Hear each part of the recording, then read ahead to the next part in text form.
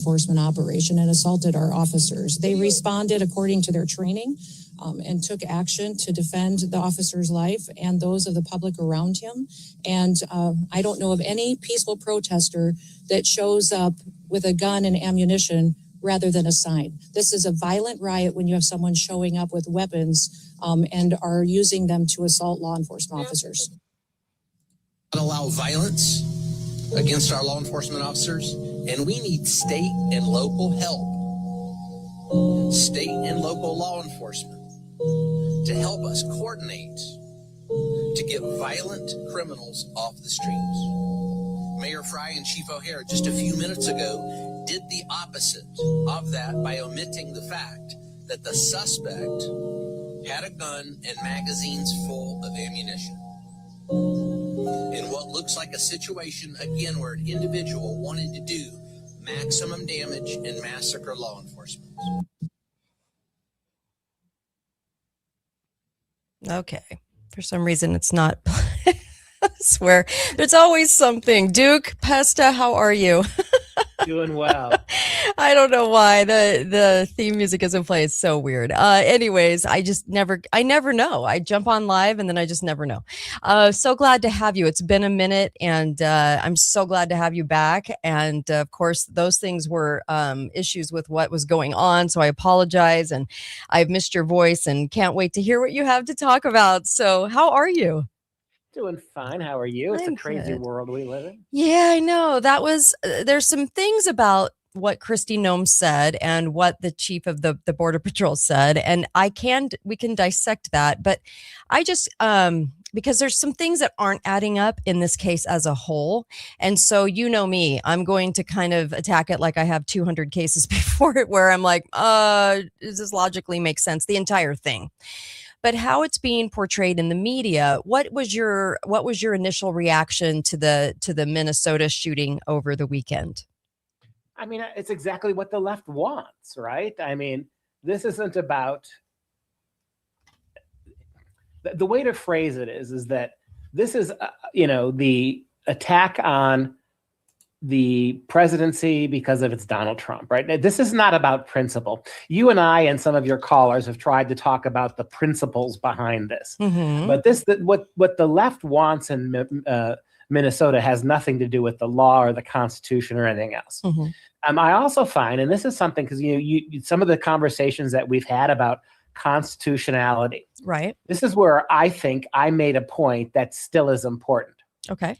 On the one hand, the federal government does have the power to oversee immigration in this country. They have the right to do it. And judges for decades have suggested that, the states do not have the ability to block the federal government's handling of immigration. But we've heard, right, that now we find that in trying to do that, in places like Minnesota, you have local government, state government, who defies and refuses to help and aid that federal requirement.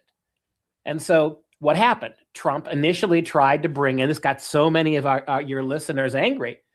Trump said, okay, if the Minnesota police are not only not helping, but to some degree, they're aiding and abetting the rioters.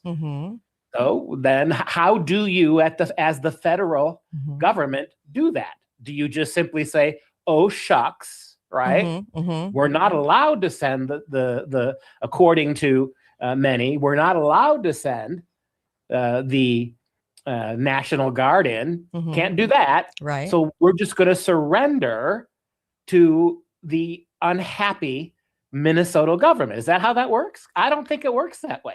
Can you name another issue on which the states can just basically say to the feds, no, you can't do it. We don't care what you're going to say. We're not going to do anything you tell us to do. Those things that do fall under the aegis of the federal government, you can't do that. Man, I can't think of another situation in American life where people have done that. Right. So why are we allowing it to happen in Minnesota? Now this is past now immigration issues. Right. This is who ultimately has the right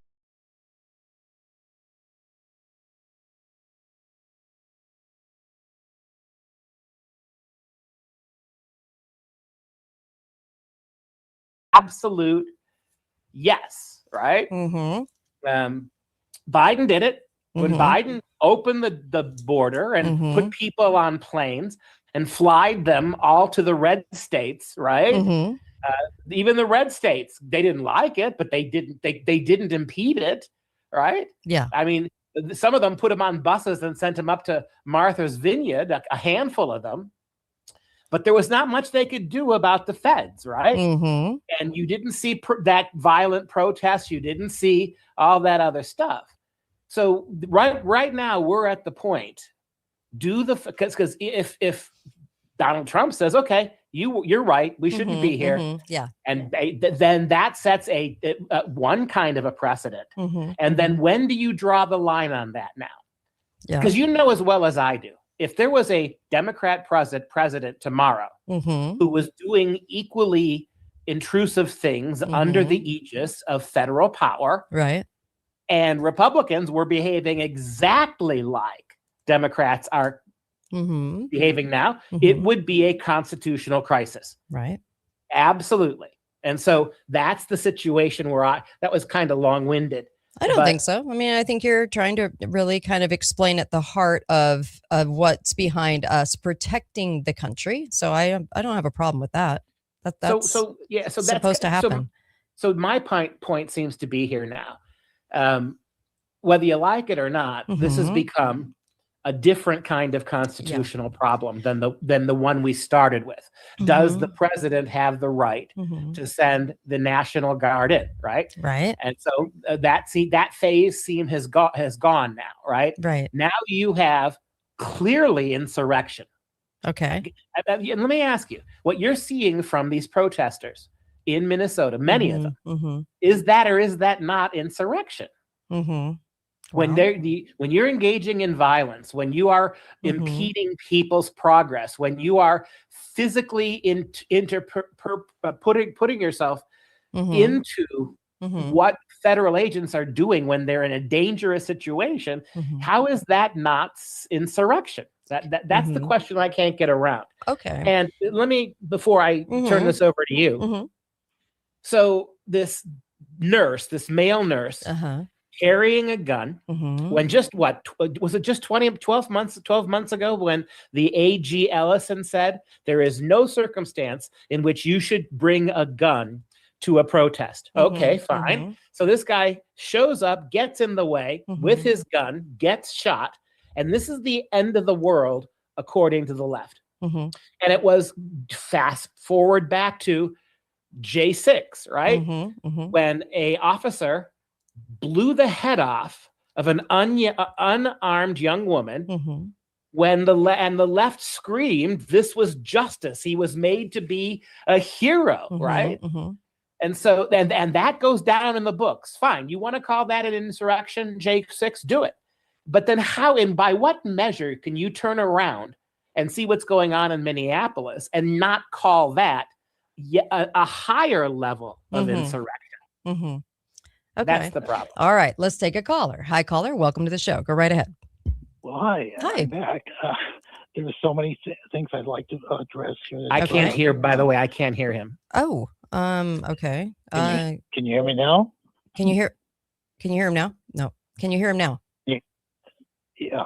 Yeah, that's a little better. Okay. A few things, a lot more that I'd like to address. First of all, Uncle Dr. Pesta, please tell me, all the powers of the federal government are enumerated in the Constitution. That's the fourth grade civics lesson. Would you tell me the power in the, and if you could read it off to me, if you can't, just paraphrase, the power in the Constitution given the federal government to regulate, control, have anything to deal with immigration? Carrie, are you there? Yes. I'm sorry. Okay, so I'm only hearing every second or third word. Okay, You're going to have. So you're going to have to take it. He's okay. In the Constitution, where does it talk about immigration? As a federal power. As a federal power. Hello. Oh, are you there? Okay, wait. Are you there? Hello. Okay. Are you there? I'm here. Duke. Hello. Duke. Are you there? Hello. Are you there? I don't know. Hello? Oops. Duke, are you there? Duke. Hello? Uh-oh. Where did he go? Here, I'm going to hang up the phone. Hope I don't know if that's causing an issue. Duke? Duke? Are you there? Duke? Duke? Duke, are you there? Duke, are you there? Okay, let's see. For some reason, it is just not coming in. I'm not sure why. Okay. Well, so let me okay. So, I'm not quite sure what is going on with Duke's Duke. Okay. I'm going to tell him to call back. So sorry about that, you guys.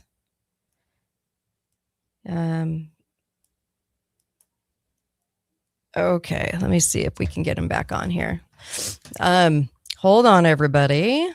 I don't know why it's not working. Let me just tell him. Here. Sorry about this. This is live, so there's nothing I can do but do this live. Okay. Let's see. Okay. I am going to I don't know what's going on with the stream. So I actually have him on Zoom, but I'm not quite sure why that is not coming up. So what we're going to do is have him call in, and hopefully that will help. So we can actually just get a call from him. I'm not going to take the call that's incoming right now, just because I want to keep it open for Duke. So sorry about that, you guys. So let me we do have some federal powers. We can protect the country. I mean, that's what the feds are supposed to do. As far as the country, that's why the wall question was always up to the feds, although the states can certainly build what they need to build, but a wall. But that was never going to be the case. Okay. So I'm not quite sure why. I'm not quite sure what is going on here, but let's see here. Okay. Let me try one more time to get him on.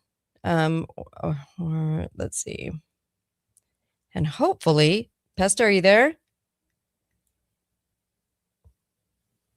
Hold on. I want him back on. I want to have him on the show. You know, this stuff happens all the time to me.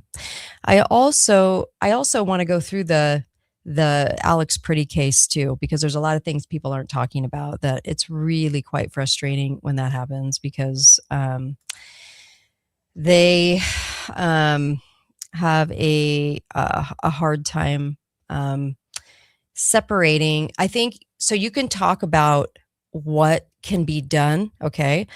You can talk about, I'll take a caller. Go ahead and call in while you still can. So you can, actually, let's see. Okay. I'm sorry. I'm trying to do 3 things at once here, and it's just not fun. Okay. So, okay, caller, go ahead. Hey, greetings, Kate. Yeah, Article 1, Section 8, Clause 18 is where they shoehorn that concept in. But actually, your states had always had the power through their recognition of you. When you go into a state, if you stay there a certain amount of time, as you know, from one state to another, they want you to get their form of driver's license. They want you to adopt their customs. The Native Americans, you could come to our neck of the woods, but if you're going to stay and build a house, you need to adopt our customs. So once that state issues you a driver's license, a library card, you're recognized. And so the concept of recognition of being a, quote, state identified individual, the residency transcends from that. And so these people claim that the feds have that authority. No, securing the borders against invasion is one thing. Immigration occurs at the state level, but people have just not been taught that. According to what I saw in the video with Alex, it's very clear. He's videotaping. There's no gun visible. So the issue of comparing that to Rittenhausen is totally separate. Rittenhausen is open hearing. He's there, shoots some people, and then he surrenders to the cops. Where this guy, he's just an observer videotaping. Some woman gets thrown to the ground. He tries to help her up. Then they spray him with tear gas, attack him, and then they tackle the guy and then shoot him after they've taken his gun. That's an execution. Now, this is something I listen to a lot of radio, and you and I've talked. Over a month and a half ago, Todd Starnes on his radio show, and I'm not promoting Todd Starnes' show, but there are surrogates out there that disseminate information. I'm confident all the time by the information passages for the government. And so a month and a half ago, he said that he is looking for a public he was calling for a public execution of these people that are getting in the way of law enforcement. And we've had 2 now. And I haven't been able to talk to the guy in 3 months. He finally let me on today, and I brought that to his attention. I said, you talked about calling for public execution. And today, he had a different, he says today, this is after we got off the radio, he said, what they need, the president needs to unleash a shock and awe on Minnesota. So to me, one of the issues here, and this is going to be very controversial, as my show always is you're stating a case about these cases. And what you can probably guess I'm alluding to is we are talking about a very staged case. So when we're talking about a staged case, I want to identify it as a staged case instead of, so you can talk about the merits of it. You can talk about the Constitution. Today, I'm probably going to tell you why and how I think it's a staged situation there in Minnesota. They're trying to provoke a response from the people. Yes, it was staged. Yes. These were choreographed murder. Yes, 100%. And the George Floyd one took place about a couple of miles away. So it's one thing to talk about I'm going to hang up because I want to describe this, if you don't mind, but I appreciate what you said. Thank you. Because I could go 2 ways today, to be honest with you. There's the way of which we talk about ICE and its ability to do what it's doing. So there's one conversation that's kind of on its own. Okay. Then there's the moments where you take this situation and you dissect it and you go, was this real? Now that's a totally different conversation. It's a totally different conversation. And the reason it is because if we act like this is real, then we talk about the role of ICE, then I think we're setting up a bad foundation for talking about ICE, because I want to go ahead and go through what is real and what is not. So this is what I want to give you questions about this case since, Duke, are you back on? I just got back in. Oh my gosh. I don't know what's going on. Could be winter. I don't know. I don't know what's going on here. But I will get back to what I just talked about, because I think there's something not real about the Alex case in of itself. But like I was just saying, Duke, it is a good conversation to have when it comes to what ICE is doing and how they're doing it. That's one conversation. Another conversation is a case-by-case situation when we get to these kinds of cases. And sometimes when we merge the two, it becomes confusing for people, because I will talk about it being a false flag. And there's lots of reasons why I think it's a false flag. But why I'm having you on, Duke, is to kind of give your position on this. Article 4, Section 4 of the Constitution. We do have some federal powers as to why they are supposed to exist as far as the protection of the country. I understand that, but it gets hard because ICE is going to say they have to do things under certain circumstances. It's the certain circumstances that I'm having an issue with, not and what ICE is doing and how, of course, but that's kind of the bigger question. What our caller was asking you is, well, where is immigration in the Constitution? It's not. But then again, when you start, well, the word immigration is not. Right. But we have had all kinds of Supreme Court decisions. Yeah. Article 1, Section 8 clause, right? Gives Congress the power to establish a uniform rule of naturalization, which is interpreted to include, down through the last decades, controlling the entrance of non-citizens. Right. Article 1, Section A, Clause 18, allows Congress to make laws needed to execute its powers, forming a basis for immigration and for the sovereign power. The Supreme Court has ruled that controlling immigration is an inherent power of sovereign nations, exclusively vested in the federal government rather than the states. I absolutely get the argument. But what I keep coming back around to is that the Constitution has been, not just by outsiders, by people on the inside, like the Supreme Courts, or the unwillingness of Congress to do its job, but certainly the Supreme Court has made rule after rule, deciding that the way they have parsed Article 1, Section 8 gives the power over immigration and control of immigration to the federal government. And we've been living that for decades now. Now, again, go back to the Constitution, but as I've said this many times, you can't, you can do that. You can take that argument. But if you make that argument that constitutionally the federal government doesn't have the power to do this, okay, then what do you do? So basically, then what do you do about Joe Biden opening? Does that mean that Joe Biden had the power, the right to just dissolve the borders? Right. And when all those people come here illegally, see, are we to believe then that, well, gee, blue states are allowed to have sanctuary cities and red ones don't have to, and that's just the way it goes? Right. Because I don't think that's going to stand up in any court in the land in this country right now. When we go back to one of the beauties of the Constitution, it's a little bit like in some ways, it's a little bit like the Bible. It says what it says, and there are aspects of that have to be parsed and understood. Right. It happens in everything else. And certainly that idea that immigration is the responsibility of the federal government has been with us a long, long time. Well, it says that the United States shall guarantee to every state in this union a Republican form of government and shall protect them against invasion.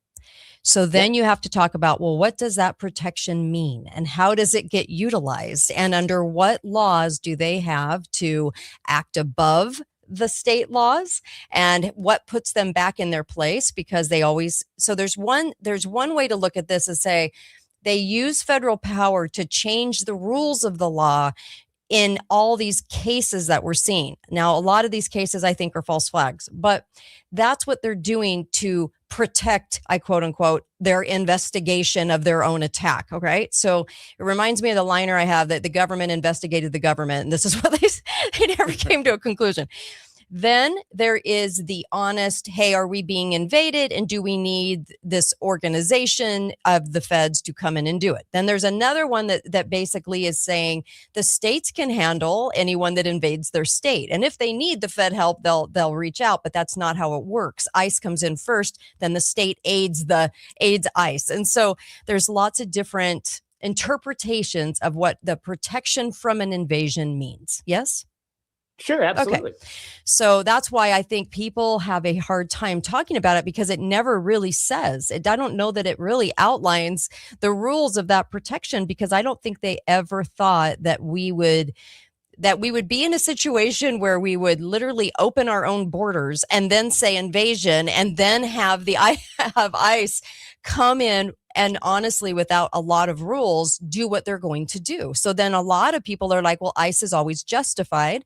And then a lot of people are saying, but why are they not held to an account for justifying the things that they do? So there's two different arguments to be had for sure. I get it. I would make the argument that they are primarily going, as far as we have evidence in, going after criminal aliens. And what we're seeing in Minneapolis is an attempt to get rid of not just random illegals, but particular ones with particular criminality. And so the justification is, once you've done that, arrested them, are they really guilty of those things? Have they done those crimes? That's the justification as far as I'm concerned. Okay. And there would be no violence whatsoever if you didn't have violent protesters. You know what? You want to talk about the Constitution? Let's talk about what it means to protest. How about that? Okay. Let's just start with the first frickin' amendment.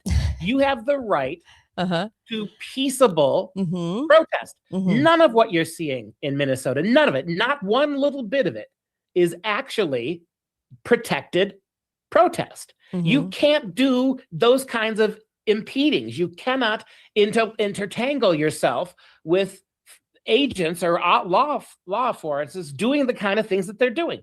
You can, if you're out there protesting peacefully, you're not going to be blocking cars. You're not going to be throwing things. That's not protected. We can parse Section 8, Clause 4 as much as you want to. But the reality is that the form that these riots, they're not protests, are taking are illegal. They're illegal by Minnesota state law and federal law. Okay. But let's parse that one then, right? Okay.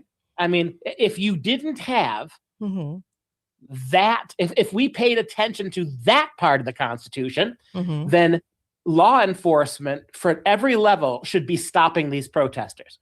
And then let ICE do what it does, and then hold them accountable.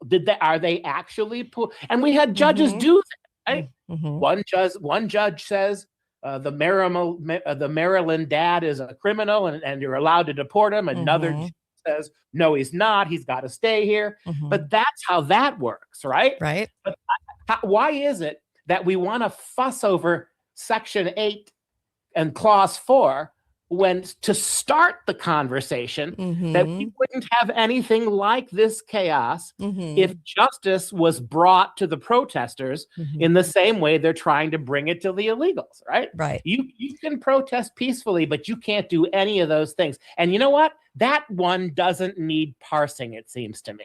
So it's interesting, too, that in J6, which was heavily inundated by almost 300 feds posing to be something that they weren't and lying, okay, that there were riots happening, which were not happening. And then they blanketed the entire area, which means that they kind of put a technology net over the whole entire area to grab every single cell phone that was there, and then went after people systematically and threw many people into prison.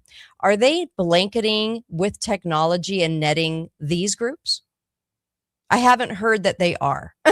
So no. I was just wondering why that is, because they have the technology to do it, and they do it, but they only do it to certain groups.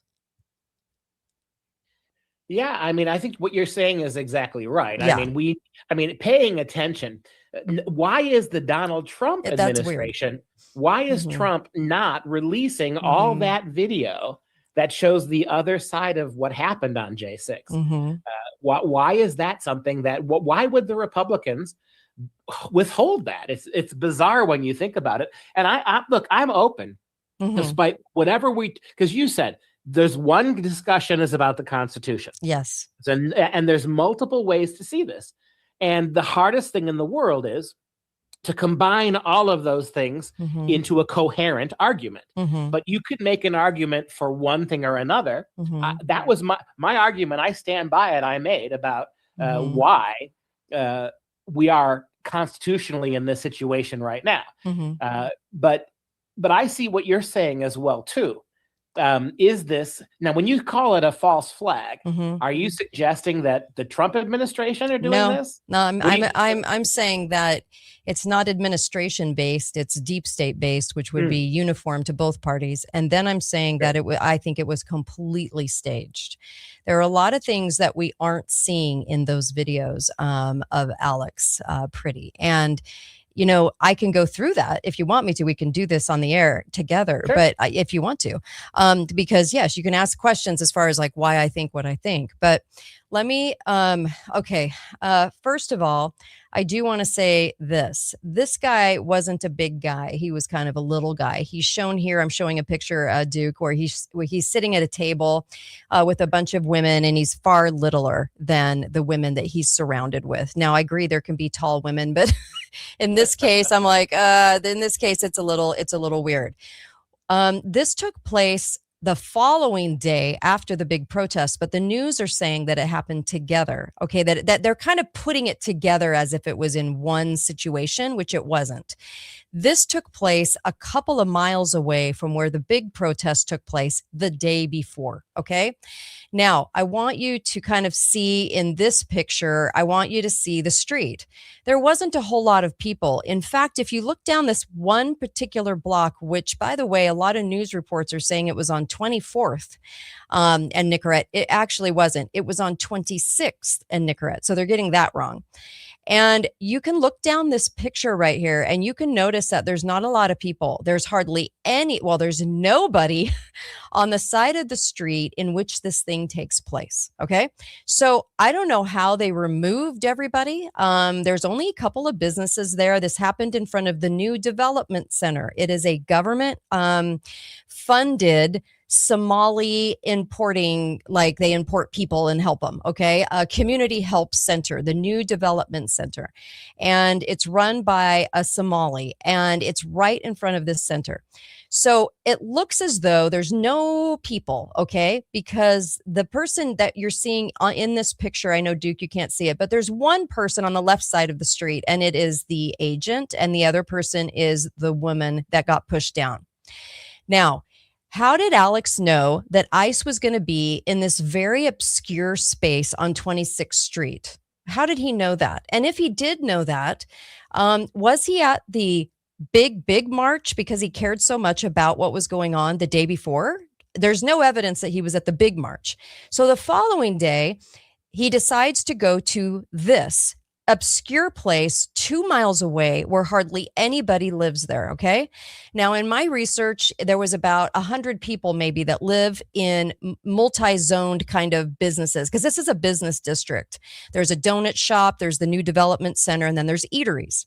Now, someone would need to know that ICE was there. So when you get the camera footage, the only footage that you're getting is 3 minutes prior to the shooting of Alex standing in the street.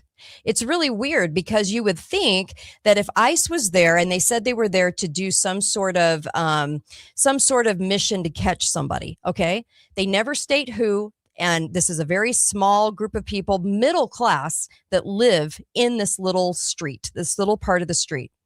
So they're there. And what's interesting is not one single person that's videotaping this incident did anything before 3 minutes. That's weird. Then Alex never states that he was going down there or on camera, like posting anything that said, oh, I'm really concerned about this. I'm going to go down. There was a woman shot. This is what people are saying. Oh, he was so conflicted about the woman being shot that he jumps in to help people because he's a nurse at a veteran hospital. So where is the video going? Oh, hey, I'm going down here. And oh, hey, I'm going to go, videotape this or whatever. So he obviously didn't go live because no one has that footage. So then he was videotaping. Okay. And there's a couple of different pictures of him, which is really strange because when you see the pictures of him, one looks like a really kind of like built guy who has different facial features, but he has the beard. Okay. This is the guy in the altercation. doesn't look like the guy that's the nurse. The nurse is short and little and frail and tiny. So I'm like, interesting that the guy that has a really square jawline, that one is in this, and they're calling him Alex Pretti. Okay, I'll say that. And then what I want to say is this. As you go through this case, these are the questions that I had just analyzing the data after doing this like 200 times in my life. So here is the girl. This is a picture of the girl being thrown down. The girl is thrown down for what reason? There is no reason. She was just thrown down. Okay. So the guy makes a very, very obvious, like, I'm about to throw you down with force, even though the girl wasn't doing anything. He throws the girl to the ground, but for some reason, they don't think that she had a gun because they never searched her. Okay. With it, and they said that they sprayed her with bear spray. You can't get up and run and keep looking back and see what you're seeing, okay, and walk in a straight line if you have bear spray on you. You can't do that. It would take 20 to 30 minutes to be able to not stagger and stumble and be weird, okay? She gets up within seconds after supposedly being sprayed and runs down the street. They don't even detain her. So a lot of people would think, well, these two are together. He's protecting her. So at least you would think that ICE wanted to ask a couple of questions. 0 questions are raised because they just let her just run down the street. Okay. So that to me was really, really very, very odd. When you look at the photos, there's hardly any people there. It looks like a very staged thing with staged protesters and staged people that are taking the video that look like honest, average citizens. That's what I think, because not one person started filming before 3 minutes. They show him standing in the street for 3 minutes. He's obviously has a cell phone, obviously doesn't have a gun. And so they knew there was no threat. But in the opening clip, Kristi Noem was like, oh, there was a threat and he had a gun and bullets and all of that. And I'm like, yeah, where? Because when you look at his personage in the video, you're not seeing anything like that. You can clearly tell he's filming. So it looks very, very staged. In fact, all the attention is on him. The second she goes to the ground and they get her with supposed bear spray, she is not a concern. They don't search her. They don't look at her, nothing. She just runs down the street. When you look at the photos, you're going to notice that not a lot of people are on this street. Did they do that for a reason? That's my other question. Look how empty this street is. That is very, very, very weird. Okay. It's also weird that they didn't try to even find out if he was dead. They just assumed he was dead and then backed off of him and just let him lie there. Okay. Then it took a while. And this is very, very strange. The EMS, some witnesses said EMS was on the scene 3 or 4 minutes later. Okay. To check and see if he was dead. But the agents never checked once. They just wanted you to think that whatever they did, he was dead, done. They knew it. And I'm sorry, but you would think they would at least go and check it out and see what's going on with the body. But none of them did that. Then they said witnesses said an unmarked car came and got the body, just like it did in George Floyd. An unmarked car shows up and they stick him in there and they say they don't even have to bring him to the hospital. They're bringing him right to the medical examination as the coroner, right to the coroner's office. So that was very, very strange to me too. There's a lot of things that are missing in this because no one knew that these people, that ICE was going to be there. No, who knew that and when, and no one can record them there even 30 minutes before this took place. And all of a sudden, this guy who doesn't record a thing is down there in the middle of the street recording. For what reason? Because he wasn't doing it live. For what reason? And then you have specific people that you would have thought they would be afraid standing around, but they weren't. They were very much in front of the action filming. And I think those people are supposed to be there.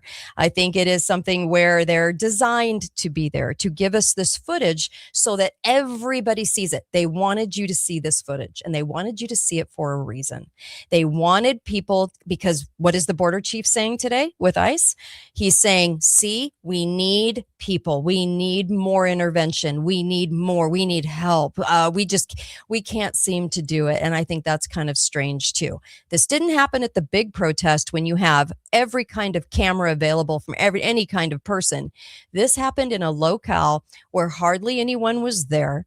It was the whole left side of the street was empty, and you had certain people there on scene to capture this incident that turned out to be very, very strange.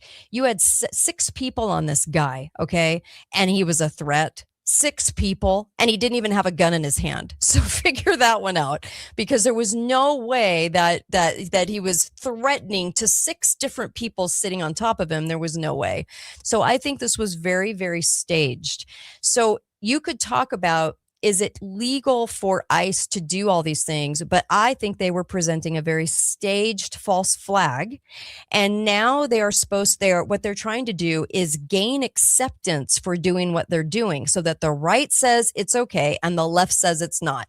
Another battle, another piece of, see, you guys are at war. And by the way, our country is so violent. It's so violent that we have to have all of these other agencies, maybe even international agencies. That's kind of how they want this to play out. We need help because we're such a violent country. Look what they did in broad daylight. And there's another one. Why didn't ICE go there if they thought there was somebody there in the wee hours of the morning or in the night? I don't know. Maybe because in the daytime, it's easier to have it just to stage out what you want cameraed and have it go out to the nation. So I just sit with, it was very strange. And that's just the beginning of the questions after just watching the video. What do you think? Well, keep in mind that the video is selective, right? I mean, what's going around it is curtailed, right? You're only getting one view of this. I got 2 different views. So I actually have 3 different camera views that I watched of the same incident, which is really weird, but 3 different camera views. Yeah. Mm-hmm. Yeah. Go right. ahead. And so for me, a couple of things. Yeah. One thing I've noticed, and I don't know if it's an order or not, but the ICE agents are always hesitant to arrest any protesters. What I see is, unless you strike them or do something really insane, they don't want any part of you. I'm beginning to, when I watch it, I'm not talking about this episode, I'm talking about collectively over the last year. ICE does not want to police protesters. I think that that's a bad look for them, and they don't do it. They initially they were relied on the police when the police. Think about what's going on in places like Dallas and even Austin, Texas, which is a very liberal place. They're arresting magnitudes more illegal aliens there. But there's no issue because the local police and the local governments are supporting it. Yeah, well, and so my point is that it's only in these contested areas. It's only in these blue, like Los Angeles, or in this case, or someplace Seattle or Minneapolis. So this is going on very smoothly in other parts of the country, and so. That's one thing. And it's obvious, though, that what these ICE agents do, they don't want to they don't want to do the job of the local police. They just don't want to do it. And when they had the guard in there, that was something they deferred to them, right?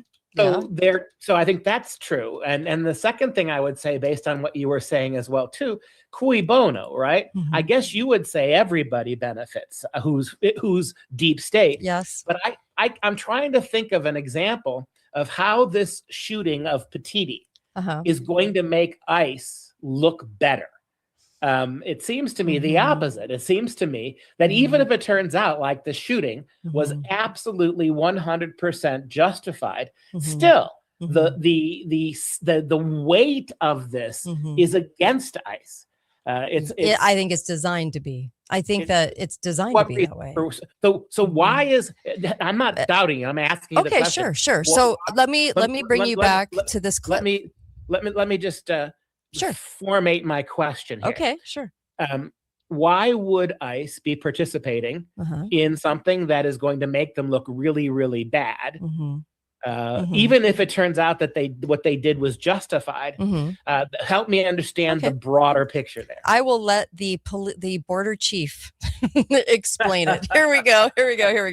Allow violence against our law enforcement officers, and we need state and local help. State and local law enforcement to help us coordinate to get violent criminals off the streets. Mayor Fry and Chief O'Hare just a few minutes ago did the opposite of that by omitting the fact that the suspect had a gun and magazines full of ammunition.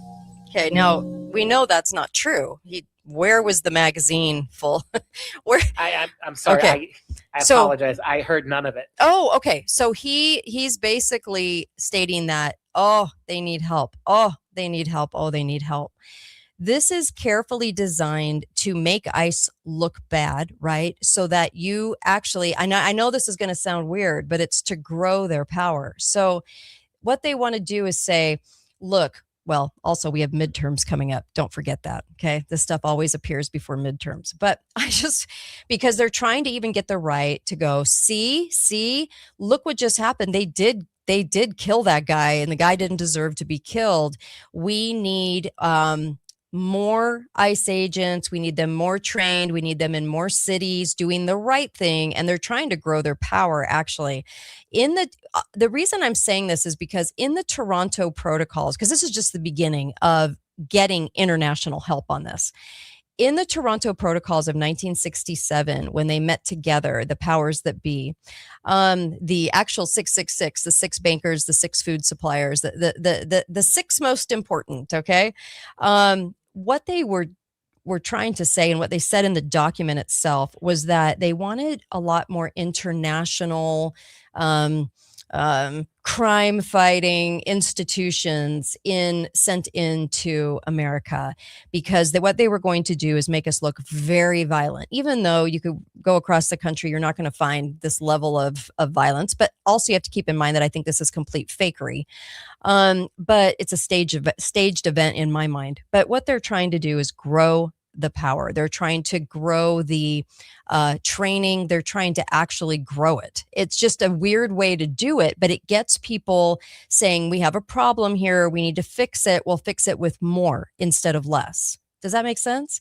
They also, it might not, because I think when you look at how they design all of this, like what their designs are, what the solution is going to be, is to get us to a point where even the feds aren't enough. Now other countries and the UN has to come in to help us. They're not exactly helping us. But that's the design. That's their solution eventually. So they're going to make it look like they want us all to argue and to disseminate what the role is, how they're doing it, the bad ICE agents, the good ICE agents, how they can get away with what they're doing based on the fact of, we are sure he had a gun. We're telling you he had a gun, so we had every reason to do this. What will people on our right say? On our right, they'll say, if he had a gun, then I guess he can't do that. So they were right in killing him. Now, a lot of people looking at that go, but you had 6 guys on him. How was he a threat to you guys? How are your lives endangered if he couldn't even reach his gun? So that he had as a concealed weapon. Okay. Then you're talking now about, now a lot of people are going to watch that and go, even on our right, and go, but that seemed really weird. Like, why in the world did they do that or need to do that? They're going to tell us there's a need, but why is there a need? They're trying to substantiate also just the murder of people, and that as long as we don't know what they know when they're telling us the story is good enough, and we don't need to look into it further. So they're substantiating rules for a police force to come in and do what they're doing, and us to go, well, they must have known something we don't know or that we can't see in the video. So I think there's some of that too. So, but why wouldn't, if that's true, why wouldn't ICE be actually more dramatically involved with the protesters? Is that what you want to drive? I think this is very dramatically involved. They just needed a staged area to do an act like this that goes across the country, because they didn't do this at the big march. So you also suggested that maybe the person killed was not the guy who we thought who thought he was, right? His size certainly was looks different. So the question is that was he aware that he was going to be killed? I think he was part of the stage play, and I think it was a play. So he's not dead at all. I don't think so. That would be my guess, but I don't know that for sure. But that would be my guess. But if everybody believes it's the nurse, the nurse, wouldn't that be the easiest thing to clean up if he's alive and well? Is he hiding? He might not be alive and well. Maybe they utilized this guy for this. I'm not quite sure. So perhaps they killed him. I don't know what would have happened to him. I would think that person would have been silenced if they were going to use his name and his identification and people that knew him in his job. But the question, so I think people should look at the photograph of the guy that was there, and then honestly, really look at the picture of the guy that they're showing as Alex. Okay, because the guy that was there is pretty well built.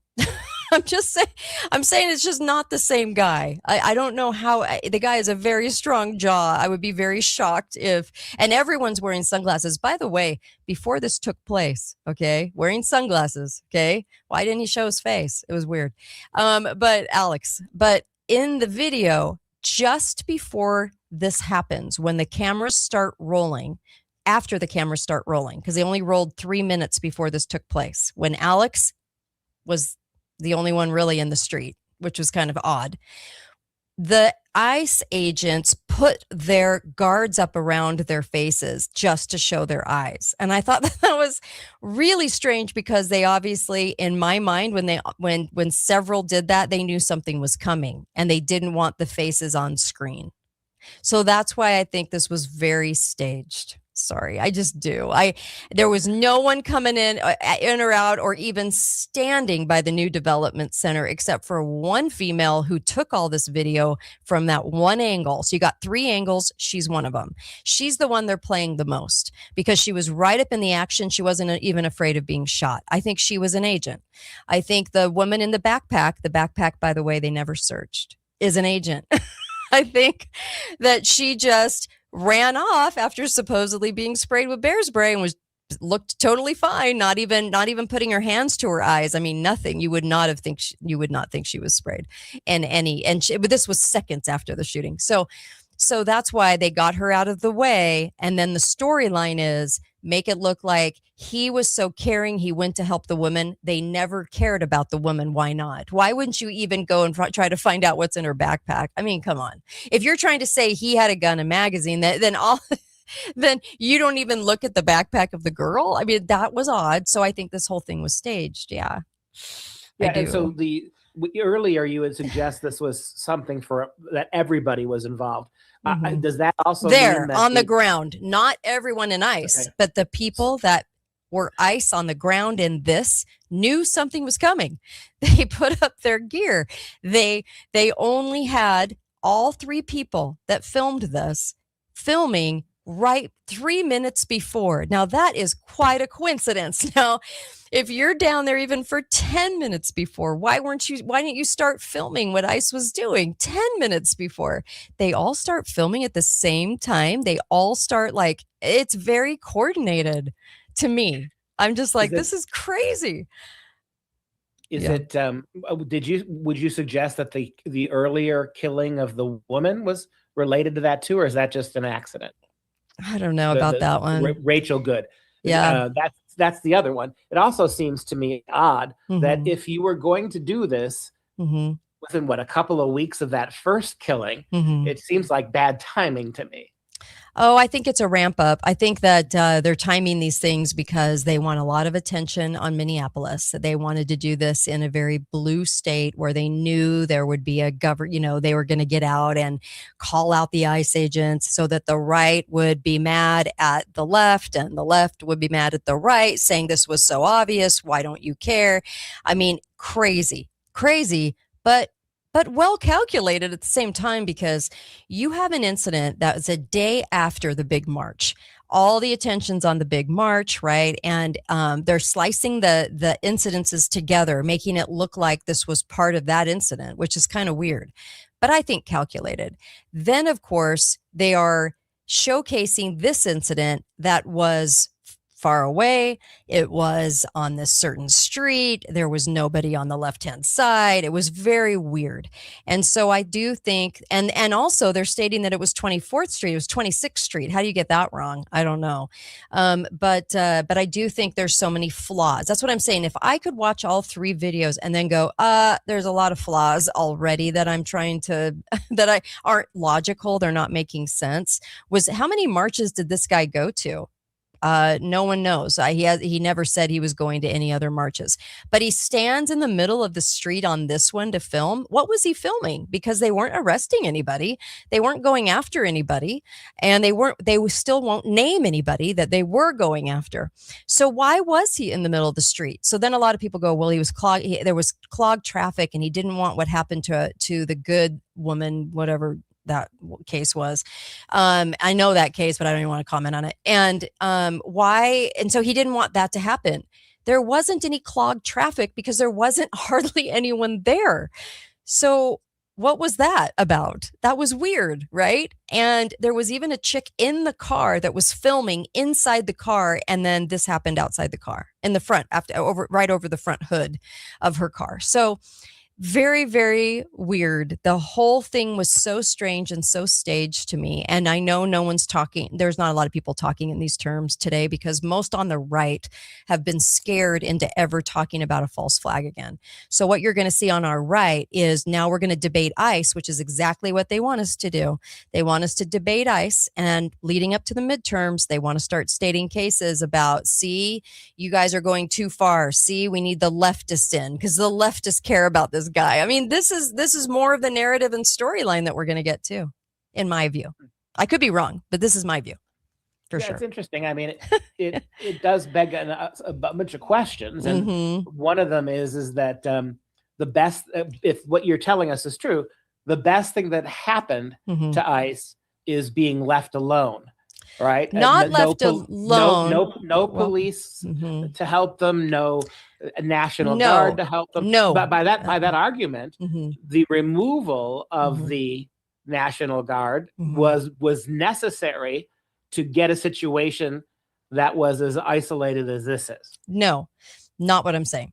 So what I'm saying is that they want us to argue about this case. They want people to see the obvious, like, wait a minute, was there really a threat? Because Kristi Noem is even coming out and saying that they felt a threat of their lives, even though they're all on top of him. So they want us to look at this video and obviously go, but that's not what I'm seeing. Wait a minute, what are you saying?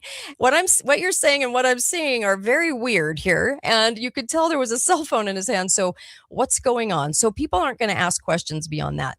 When it comes to ICE, okay, ICE has taken a lot of power, and they have become a unit of that sort of transcended into going after the illegals into a unit of we have no rules, kind of like the CIA. We can do what we want.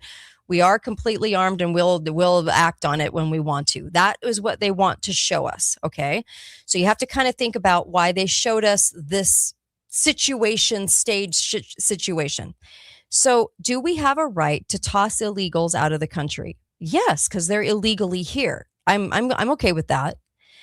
But they're trying to sort of raise that whole situation into something else, the narrative of this. Okay. So this narrative has been all over the papers. This is just more and more increasing. Trump's administration is doing this, and they're behind this, and they're okay with this. And this is okay because we can say, even though there's no proof, we can actually say there was a threat. So we can allow them to have as much power as they want to exercise. That's not okay. Is it okay to get illegals? They should be. We should have a wall too, but no one's talking about a wall. Did you notice that, Duke? No one's mentioning the wall. Everyone's mentioning this for a reason, you know? So I understand that, but I asked the question then. I think that, you know, there's federal agencies that are Can they go after illegals? Well, you could say that amendment in the protection of an invasion, you could design a group of people that could go after illegals. The question is, how much power do they exercise? How much above the law are they for even an investigation? How much are they protecting anything they want to do? So there is that question, because that question resides in every agency, but not just ICE.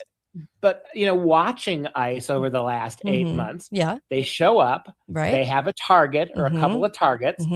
Generally speaking, you find out before or after what they're going after them for. Right. They try to keep away from engaging with the protesters.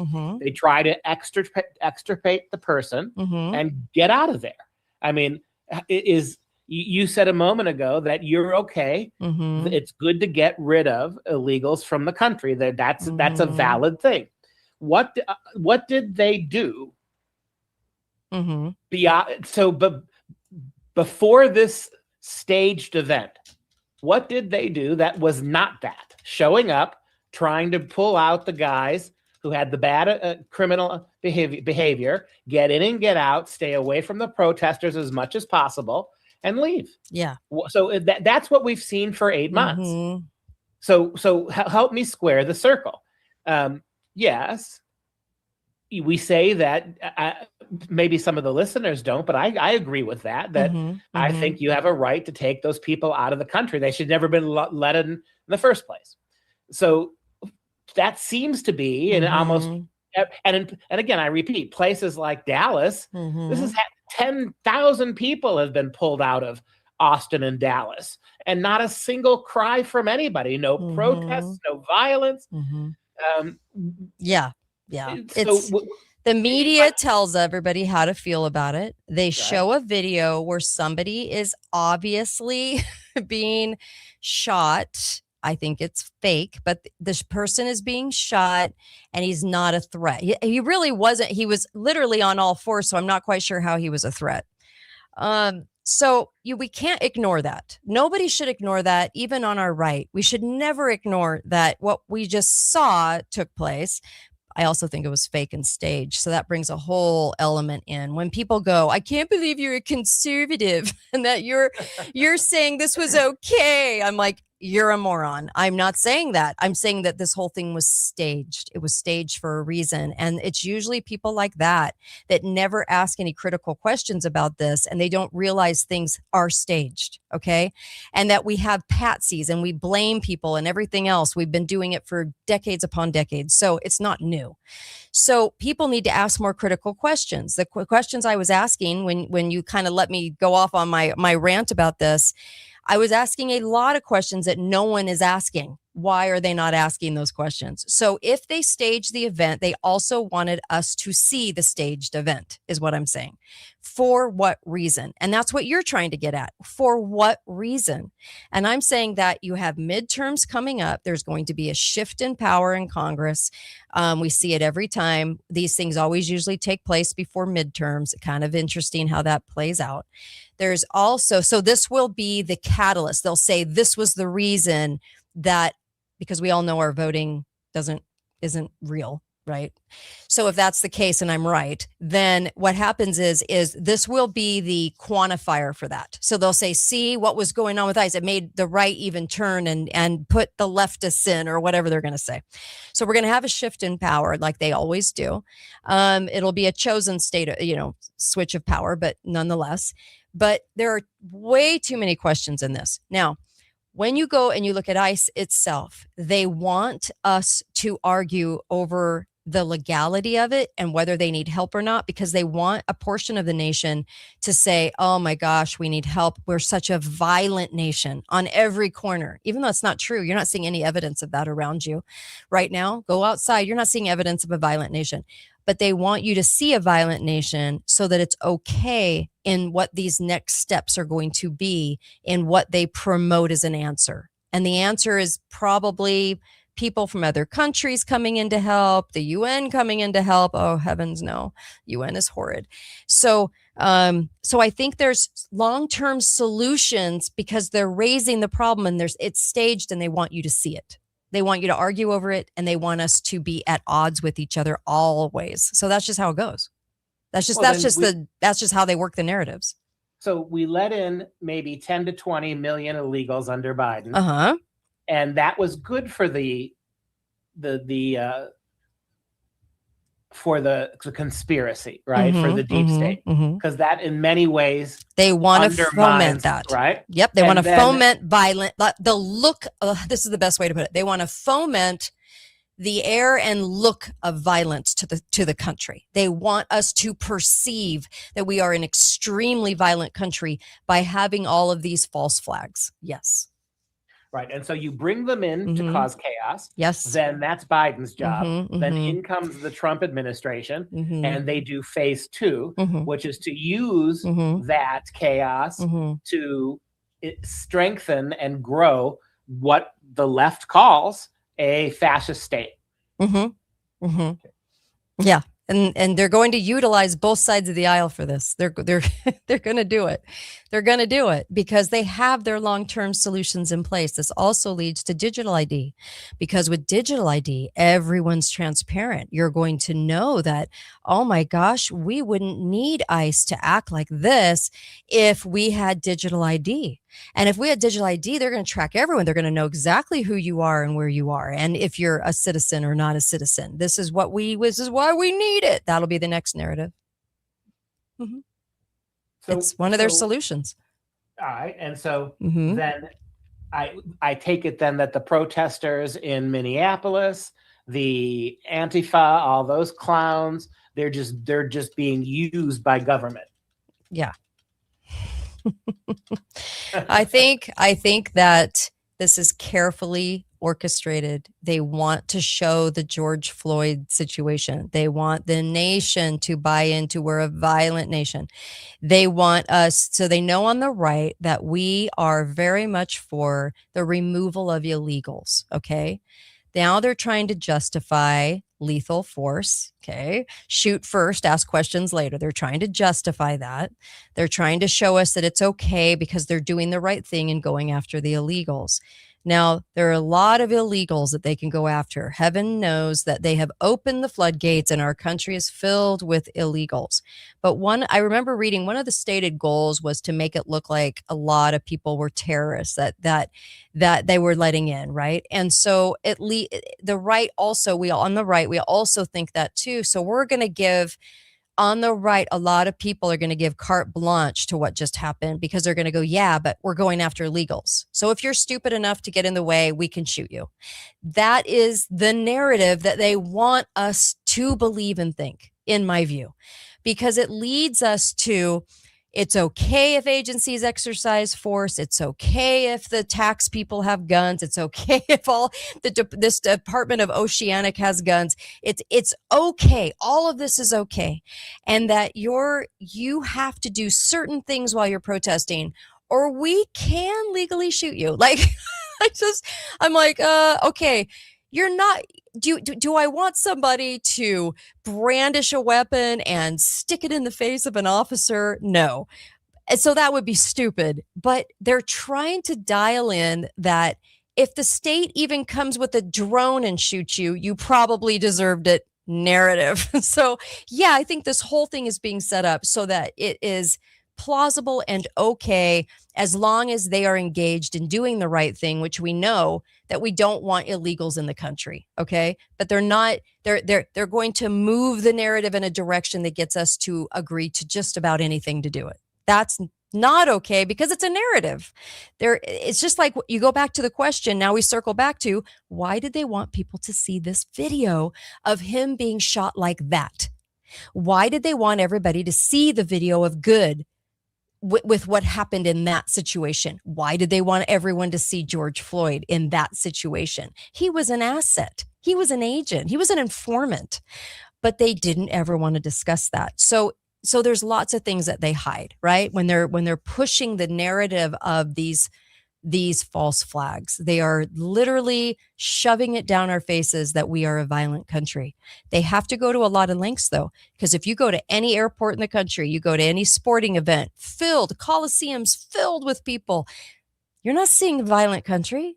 You're not seeing that in front of your eyeballs, but they want you to believe it because of the few false flags that they're going to showcase. Is there violence in this country? Sure. Is it the way the media is telling you? No, I don't believe that. I really don't believe that. You didn't have anything happen at the big march, but you had it happen in this tiny little strip the next day where it was carefully organized who was there, I believe. Yeah. We're over our time, but this is we are. Sorry. I didn't even notice. This is maybe you can't, maybe it's an unfair question, but what's that? What would you expect to see next if this is what actually happened? What's the next move? There'll be a lot of discussions over ICE. It'll be blamed on Trump. It'll be blamed on the Trump administration, saying you can do whatever you want, just get the illegals. That will be the narrative that floats. A lot of people will buy into that. What we should be seeing on the ground is staged events, because logically they make zero sense. Kind of like Tyler Robinson and Charlie Kirk, makes zero sense, and lots of holes that no one will discuss, but they want to tie it up with a bow.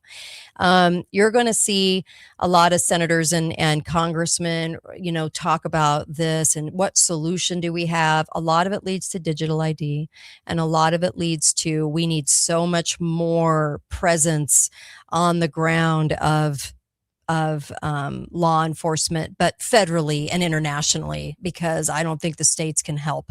Because if you watch this particular one, the feds are blaming the state for having some questions about what just happened. So, which the questions are real, the questions are honest, but it's like they're setting us up to buy in and believe that that way more presence, maybe even drones now are necessary. I shouldn't have to put their bodies on the line for this, and they are always in a threat situation.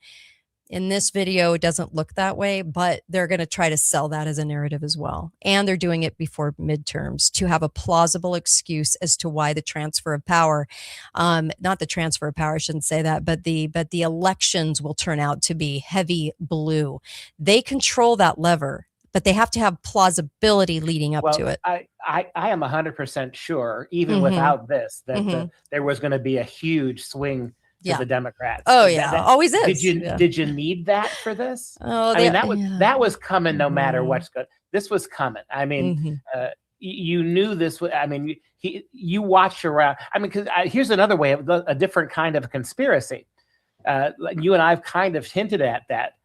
Maybe you put Trump in to make sure that the radical left who follows him has unbridled power, right? I mean, because now they'll whatever they do, whatever overreach the left will do, they'll say, well, Trump did it, so we're going to do it too. Right. You're already seeing this in Virginia, right? The new governor's been in power for a month, and she's gone. She was supposed to be a populist. She was supposed to be a moderate. She's making Mondami look like a piker. Yeah, Mondami. Yeah, I'm so sorry I kept you too. I really apologize. Well, I felt bad that I don't know what happened to the technology. That was weird. All right. Thank you so much. I really appreciate you, Kate. Thank you very much. Thank you, Duke. Dr. Duke Pesta has been joining me for about a decade, so really appreciate him. He's awesome. The Dr. Duke Show, you can catch that anywhere. Look, okay. So Scene asked this question. Scene asked this question, and it was, let's see here. I'm lazy. Oh, yeah. Saying this was staged is lazy. Really? Okay. Please present your evidence, Kate, that this was staged. Are you saying Pretti was an actor? You said he was alive and then said he was actually dead. What I mean is, Pretti, as the people that work with him know it, is gone. Because this is a very public video, okay? The guy that is supposedly Pretti doesn't look like Pretti, okay? This is a taller guy. This is a guy with a very square jawline. This guy looks younger than Pretti. This guy is muscly. Pretti is not. So I'm like looking at this picture that I'm clearly showing you, and I know you can see with your eyeballs, Mr. scene thief on YouTube, I know that you can see this photo and this is not the same dude. So yeah, I am saying that. Okay, I am saying that. I'm saying that something is wrong here with that photo of there's actually 4 different people shown as the same Alex guy. So Alex, as you know it, kind of like Charlie Kirk as we know him, that's gone from center stage. Whether that person is alive or not, I don't know. But this staged scene, and let me go through it again, because you're saying, let me give the evidence. Okay, I'm not there. I don't have evidence, but I am putting pieces together and asking questions. It's a little different. Okay, we're not in a court of law, and I'm not a lawyer, but I am saying, hey, did you notice that there's not a lot of people around in this said picture if you're watching on YouTube, X, or Rumble right now? Okay, there's not a lot of people. Let me take you to this picture.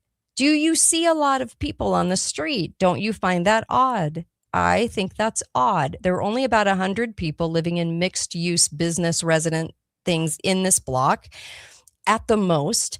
There's just not a lot of people around. I find that to be strange. I find it strange that the news is reporting it's on a different block than what this block is. Okay. This is a business section of town. There's no one here on the left-hand side. Maybe somebody way down there. I can see somebody way down there. These 2 people, okay, are the agents right here. Okay. So I find that weird. All right. This didn't happen at the big march. It happened on a street location where everybody started filming at once. That's a little strange. Explain that to me. You explain that to me. How did all 3 people start filming after either at the 3 minutes or just after the 3 minutes that he was standing in the street? And if they filmed him standing in the street for 3 minutes, if somebody had a gun in their hand, they would have got him after a couple of seconds. So they would have been on him. Okay. He's standing in the middle of the street, very obviously with a gun. So they would have done something.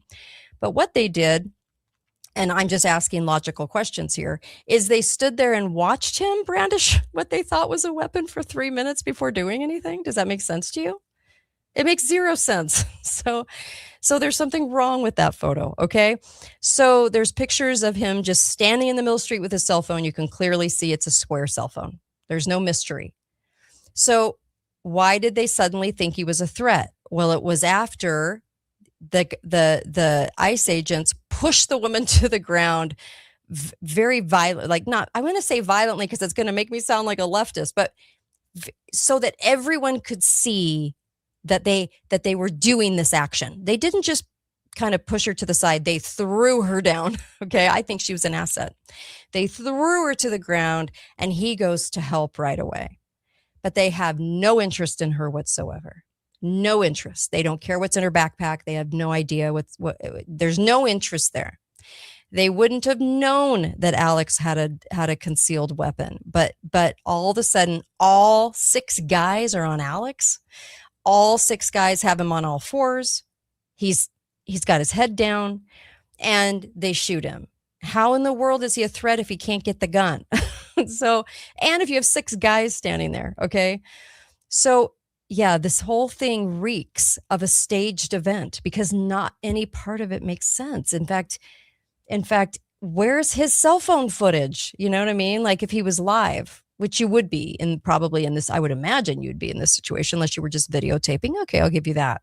But there's something clearly wrong with the whole scene, to tell you the truth. So I'm asking logical questions. I'm asking, how did he know that ICE was there when he lives 2 miles away?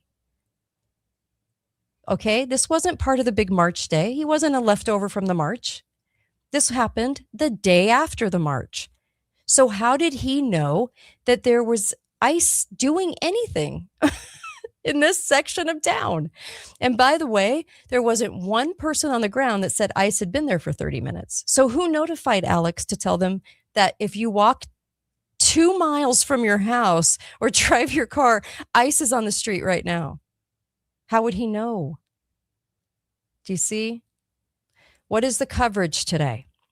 The coverage is a nurse for the veterans hospital, tying the veterans into the narrative, a nurse for the hospital who cared about people, who carried his dog around, who was frail, is the subject of this. So we want the nation riled up is the answer. That's why they're doing it. We want the nation riled up. I think they used an asset like an actor to do this, like an actor asset. Okay. That's why they removed him. They'd never even checked to see if he was alive or not, and nobody cared. And then they rushed him off in an unmarked van. I think it's fully staged. Okay.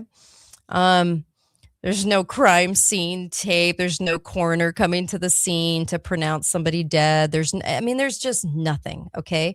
Now, the answer to that is that the feds, see, this is what I'm talking about, Fed control. The feds can control a crime scene and oust any laws that they want. They don't even really have to do an autopsy, I don't think. I think they can get away with not even doing an autopsy. But that's what I'm talking about is Fed power. So when we're talking about this event, I'm coming from a place where I go, this is clearly staged for a reason to hike up the narrative of violence in this country, to hike up that narrative before midterms, to give plausible reasoning as to why they're going to flip the vote in the software, and to a discussion about having a concealed weapon. Okay. They didn't throw a net down on anyone in these marches, but they threw a net down at J6, a technology net to get everyone's cell phone so they could call everybody that was there and go after everybody and question them. They can do what they want. They can get away with what they want, and that's not okay. So they're trying to show us that they have this power and that maybe they need more technology to see if somebody is who they are and what they're doing there and everything else. Kristi Noem said, and that's where it goes into digital ID.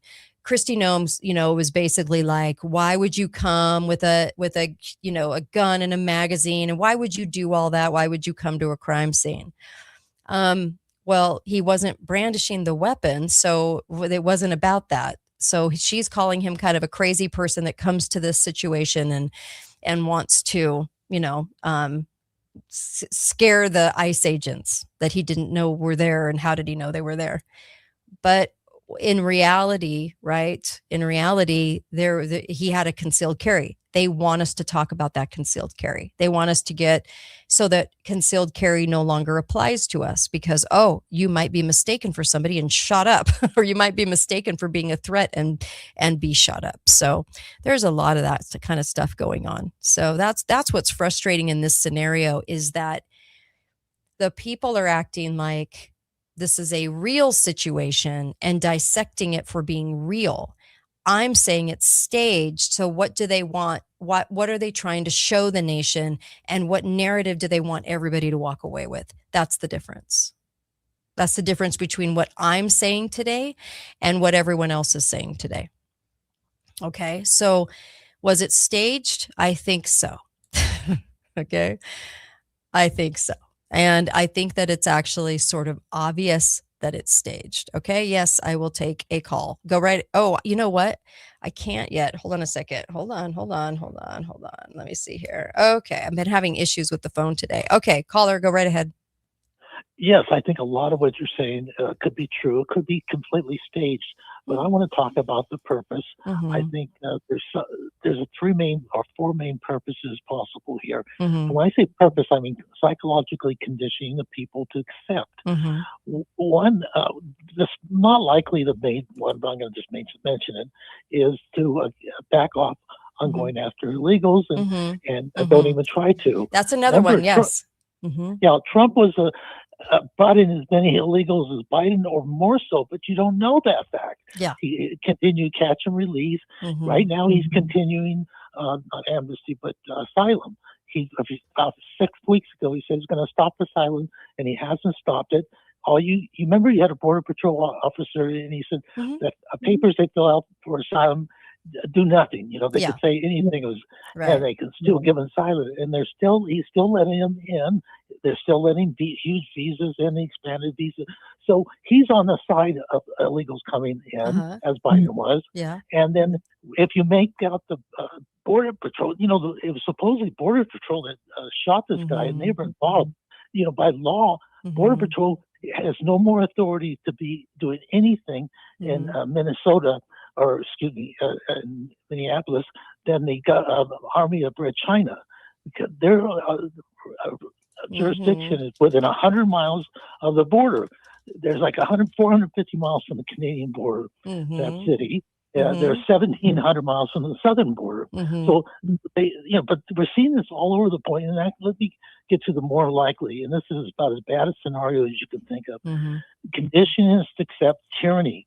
Wherever you look, Trump is saying we're a tyranny under a president, and he's going to set this up for the next guy to come along. He's killing and murdering people all over the world. He just blew up another ship 9,000 miles from Venezuela the other day, and this is what's going on here. What we're seeing here is murdering, but not only murdering, just gangsterism. Thuggism. They're breaking into homes without warrants. They're breaking into cars. They're pulling people out. They're trying to say, this is what you got to expect from now on. Yeah. Get used to it. Right. Right. And also the lies. Get used to. We're going to lie our way out of these things. And another conditioning is criminality.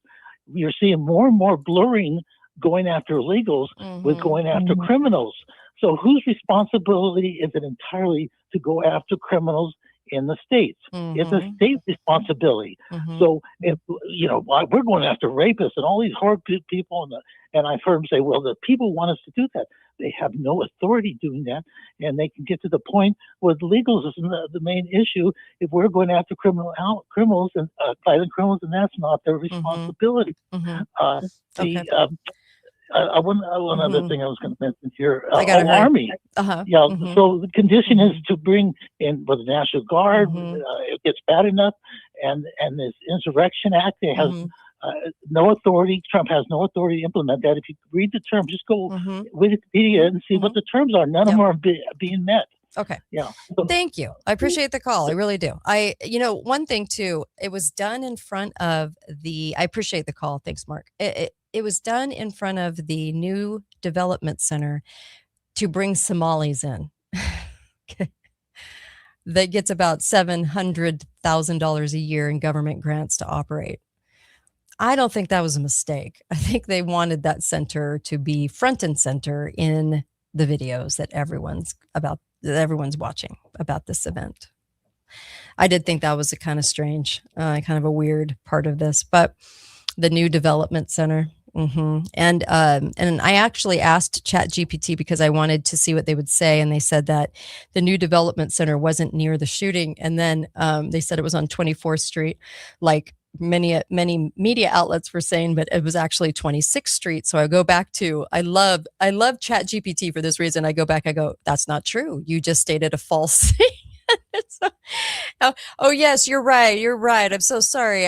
New development center was right in front of the shooting, and I'm like, yeah, I know, because I already did the research. But it was just funny to see how many lies ChatGPT would tell me about this leading up to it. So I thought that was kind of interesting. I think if I can watch 3 videos, one from the other side of the street, one from the car, somebody sitting right in the car. Okay. Whipped out that phone, knew exactly when to start. Okay. Shooting this material, shooting meaning camera. And then of course the carefully positioned person on the other side of the street. So there was 2 street views and then a dead on view, with somebody in their car. Watching all 3 of those, I'm only giving you the questions that I immediately thought about, like immediate. And I haven't even spent hundreds of hours yet on it. when it comes to false flags, I usually spend quite a bit of time kind of asking the question, well, why was he there? How did he know? How did he know that ICE was going to be there? Is there anything that would say that this guy was following these marches and heavily invested, so invested that you would go into the middle of the street where no one else was to start filming, which was odd, okay? Because I think they carefully wanted you to know that this is the guy, so that no one had a question that he was asking for it, quote unquote. This is what they wanted in your mind to think, okay? And then they didn't care about the girl. That was really odd, okay? And she didn't look like she'd been sprayed with bear spray. Even after the shooting, the person who took, like, say, this video, okay, this person, after the shooting, this person walks right back up to about this part, right in front of where it happened. After the shooting, wouldn't you be a little nervous to do that? I would think, unless maybe you were a paid asset to take this video and look like a citizen. Just going to throw that out there. So it was just weird behavior, just strange behavior. And it's strange behavior that they never searched the woman. They never did a thing. They never acted like she was a threat. They utilized her as a reason to go after Alex in this video, this unreal video, but they never cared much about the woman. So that was kind of strange. So just kind of bringing in all the weird things. And there's more. In fact, I'm about to do a video of just this. So it's not over an hour and a half, but I'm just going to hit the questions that I have. And Mr. Scene Thief, I guess is your name on YouTube. Listen, honey. Okay. Listen, honey. I am calling it staged because there's more than 10 really good questions. Anytime there's more than 10 really good questions that don't meet the logic standard, I'm going to go with staged. Usually it's 100 questions, but more and more it's like down to 10 because I've been through so many of these where I'm poking holes in it and going, nothing adds up here. So I have to provide you with evidence, provide me with evidence that this wasn't staged, because you're going to have a harder time doing that than I am showing you all the loose ends in this. I'm even showing you a photo where the two guys, the one shown in this and the picture of Alex, don't even look alike. Even his body structure is completely different. So you show me how it's not staged. So many protesters are paid. So many people on the payroll. So many assets used for undercover situations, as we saw with J6, with almost 300 agents that they finally admitted to. And I think it was more. But that's what they at least admitted to, because they only admitted to 20 after 2 years. Now, after 5 years, they finally admit to 300. So I'm going to go with there's more. Okay. So, yeah. And they're really trying on our right to justify the madness of watching somebody who's not a threat get gunned down. They're trying to get to the right to say, you know what, let's end all this with more transparency, shall we? That's kind of where they're going at this. But okay, I'll probably have more questions for you tomorrow, but that's all I had. That's what I had today, and I'm probably forgetting a bunch of things. I know I am, because there's way more. But if I had this many questions this fast, don't you think, what was his name? Steel Thief? Anyways, don't you think that you would have questions too? And that we could all get together and share our questions? Don't you think that if this staged event, if they were watching this guy for 3 minutes do nothing but film, and then all of a sudden they thought he was a threat, do you think that's a little weird? Even you have to admit it's a little strange. Okay. Let's see. We're all filming, right? And it's go time. I'm like, what? And they put their things up over their face right before? Come on. You can't think this is real. Okay. So I love the people that go, show me your evidence. I don't believe you. I'm like, honey, you show me that it wasn't staged. Oh, goodness. You guys, people are funny. People are funny creatures. All right, you guys, that's what I got for today. I'll be back tomorrow, and I got lots more tomorrow. Oh, by the way, new bat problem. I know. Same bat channel, same bat disease. It's called the Nipah. I don't know. Whatever. It's nippy outside. So I guess Nipah. First recorded in 1998. And they're going to show the same picture of a bat going like, so rabid bat, only one, found near popular California trail. Urgent message to hikers and their pets that the new disease is after you. And by the way, it's the same exact symptoms as flu. So you might end up in the hospital with Nipah or Nipah or whatever the hell they're calling it. The Hanapavirus Nipahents. I don't even know how to say this thing. Anyways, it's the new one. So I just wanted you guys to know bats are after you. There's only one. They're only going to show one. And they're cool. And this one picture, this very mean bat being provoked. And it's always the bats. It's always the bats. So just wanted to let you guys know that you're all going to die of whatever the new one is. So there you go. And it's all the same symptoms.